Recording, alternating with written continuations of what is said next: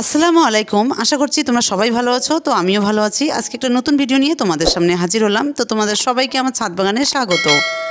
আজকে একটা গুরুত্বপূর্ণ বিষয় নিয়ে আমি আলোচনা করব। তো সেটা হলো আমি বেড বানাবো। তো সেটা তোমাদেরকে দেখাবো আজকে আমি কীভাবে বেডটা বানাই। আর আমি ঘরোয়া পদ্ধতিতে, একদম ঘরোয়া পদ্ধতিতে সারা বছর তোমরা কলমি শাক ছাদে করতে পারো, সেটাও আমি তোমাদের আজকে দেখাবো। তো আমার ভিডিওটা শেষ অবধি দেখতে থাকো। আর যারা অবশ্যই আমার চ্যানেলটা নতুন দেখছো তারা অবশ্যই সাবস্ক্রাইব করবে, আর যারা অলরেডি সাবস্ক্রাইব করেছো তাদের অসংখ্য ভালোবাসা। তো চলো ভিডিওটা শুরু করা যাক।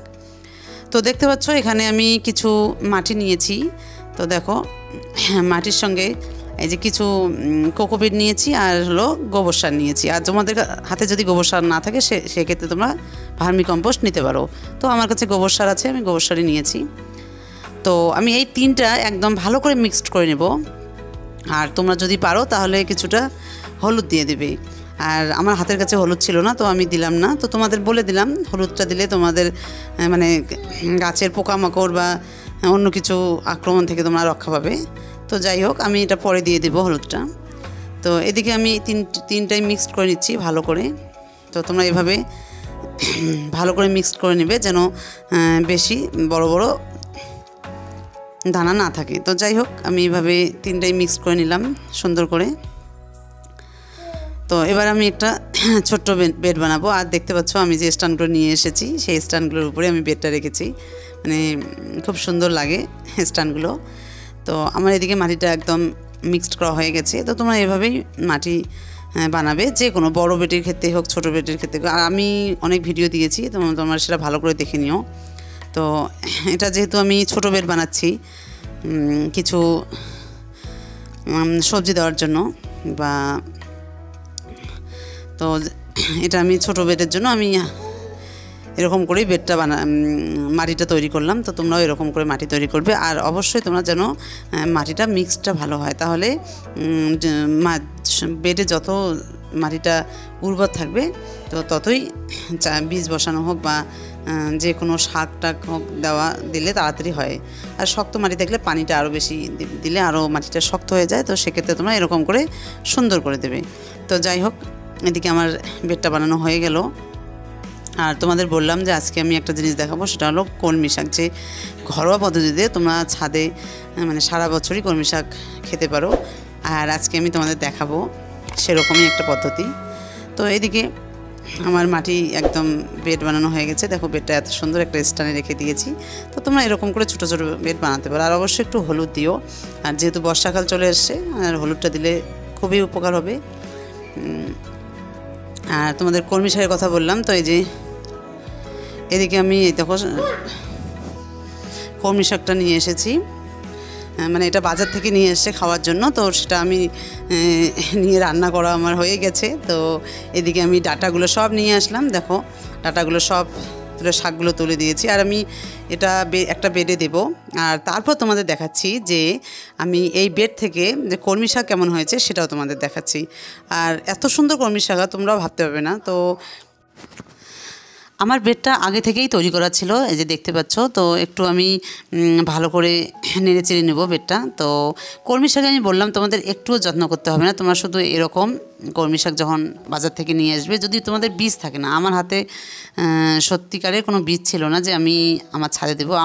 আমার ছাদে যা কলমি শাক আছে সব আমি এরকম বাজার থেকে কিনে নিয়ে এসে শাক আমরা খেয়ে, তো ওই যে ডাটিগুলো বেঁচেছে সেগুলোই দিয়েছি। কারণ আমার হাতে যেহেতু বীজ ছিল না, কিছু করার ছিল না, তো তার জন্য আমি এরকম করে দিয়েছি। তো আমি সেখান থেকে এখন শাক তুলে নিচ্ছি। তো ভালোই লাগছে আমার, একবার খরচেই আমাদের হয়ে যাচ্ছে।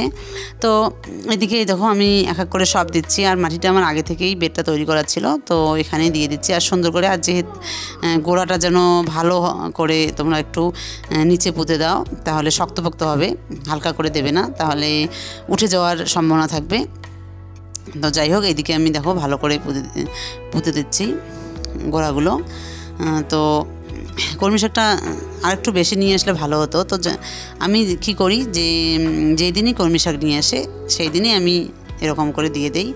আর আজকে একটু পাতলা হবে বেডটা যেহেতু বড়। তো আমি আরেকদিন যেদিন নিয়ে আসবে সেই দিন আমি বাকির যেটুক ফাঁকা থাকবে সেখানে আমি পূরণ করে দিব। তো তোমরা অবশ্যই বাজার থেকে যদি কলমি শাক নিয়ে আসে, তোমাদের হাতে যদি বীজ না থাকে, তাহলে সেক্ষেত্রে তোমরা এরকম করে দেবে। এটা সব থেকে একটা ঘরোয়া পদ্ধতি আর একদম ভালো পদ্ধতি কলমি শাক চাষ করার। তো যাই হোক, এই যে আমি এক করে সব দিয়ে দিচ্ছি আর একটু ভালো করে পুঁতে দিচ্ছি, যাতে কলমি শাকটা শক্তপোক্ত হয়।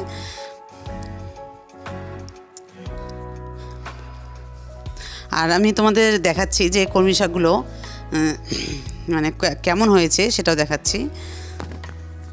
আর তোমাদেরকে একটা কথা বলে রাখি যে আজকে বিকেল থেকে ঝড় বৃষ্টি হবে, এটা আবহাওয়া দপ্তর বলেছে। তো যাই হোক, মানে আজকে বিকাল থেকে আর কাজ করা মুশকিল হয়ে যাবে ছাদে, কারণ ঝড় বৃষ্টি হলে তো আর কাজ করতে পারবো না। তো সেরকম ছাদের যত্ন করতে পারবো না, কী হবে বুঝতে পারছি না। তো যাই হোক, দেখা যাবে যদি ঝড় বৃষ্টি হয়, তারপর ছাদটা তোমাদেরকে দেখাবো কেমন হবে। তো একটু ভয়ও লাগছে, কারণ গাছ টাছগুলো পুরো নষ্ট করে দেবে। ঝড় বৃষ্টি হলে গাছ নষ্ট হয়ে যায়, অনেকেরই হয়। তো আর এদিকে আমার কলমি শাকও দেওয়া হয়ে গেছে। তো এবার আমি তোমাদের দেখাবো যে কলমি শাকগুলো কেমন হলো, তো সেটাও আমি তোমাদের দেখাচ্ছি। এই যে দেখছো, আমার একদম কলমি শাকের ডাঁটিগুলো দেওয়া হয়ে গেল, কিছুটা বাকি রইলো। তো সেটা আমি তোমাদের বললাম যে যেদিন নিয়ে আসবে সেদিন আমি পূরণ করে দেবো। তো এদিকে এই যে দেখতে পাচ্ছ কলমি শাকগুলো কি সুন্দর হয়েছে। এই দেখো, এটা একদম বাজার থেকে নিয়ে আসা, আর বাজার থেকে নিয়ে আসা কলমি শাকগুলো এখানে আমি দিয়েছি। তো এগুলো দেখো কত সুন্দর হয়েছে। আর এখন আমি এগুলো আজকে তুলে নিয়ে গিয়ে রান্না করবো। তাহলে ভাবো একবার, মানে কত সুন্দর একটা ঘরোয়া পদ্ধতি তোমাদের সঙ্গে শেয়ার করলাম। আর ভালো লাগছে, এই দেখো কত সুন্দর কলমি শাক। আর ছোটো ছোটো ভিডিও আমি দিয়েছি, সেটাও আমি তোমাদের দেখাচ্ছি।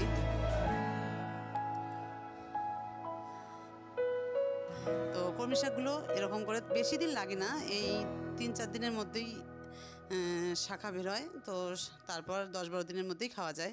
তো দেখো কত হয়েছে। তো আমি এক ঝুড়ি কলমি শাক তুলে নিলাম।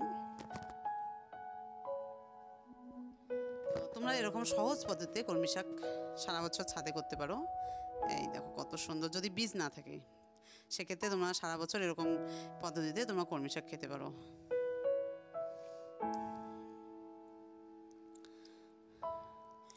আর এইদিকে দেখো ছোট ছোট টবে দিয়েছি, সেগুলো দেখো কত সুন্দর হয়েছে। তো তোমাদের কেমন লাগলো তোমরা অবশ্যই আমাকে কমেন্ট করে জানাবে, যে একটা সহজ পদ্ধতিতে কলমি শাক তুললাম এক ঝুড়ি। তো তোমরা অবশ্যই বাড়িতে ট্রাই করবে, দেখবে খুবই ভালো লাগে।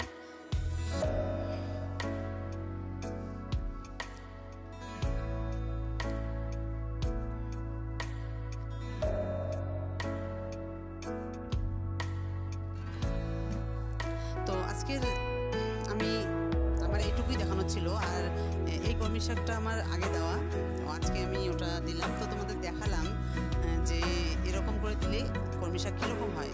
তো তোমাদেরকে একদম মানে প্রমাণ সহ দেখালাম যে এত সুন্দর হয়। তোমরা শুধু একটু মাটিতে একটা ভালো করে পুঁতে দেবে, তারপরে এরকম কলমি শাক তোমরা পাবে।